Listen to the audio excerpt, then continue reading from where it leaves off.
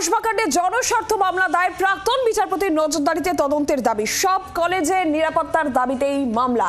দুটি জনস্বার্থ মামলা দায়ের হয়েছে বলেই জানা যাচ্ছে। কসবাকাণ্ড নিয়ে এবার জনস্বার্থ মামলা দায়ের হলো। দুটি জনস্বার্থ মামলা দায়ের হয়েছে, যেখানে প্রাক্তন বিচারপতির নজরদারিতে তদন্তের দাবি জানানো হচ্ছে। অর্ণবাংশু নিয়োগী রয়েছেন টেলিফোন লাইনে প্রতিনিধি।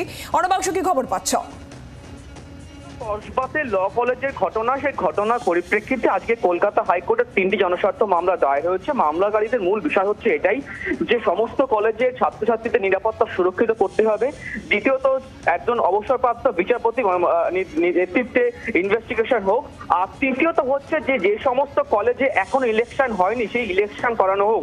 কিভাবে ইউনিয়ন রুম খোলা আছে, কিভাবে ইউনিয়নের নামে টাকা নেওয়া হচ্ছে, এটা সম্পূর্ণ ইলিগাল।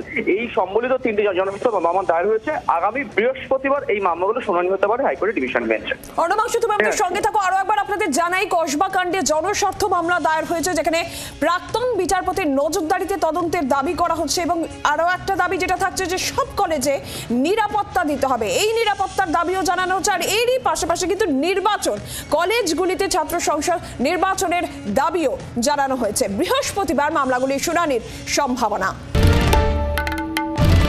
বাংলার আওয়াজ, বাঙালির আবেগ, জি 24 ঘন্টা।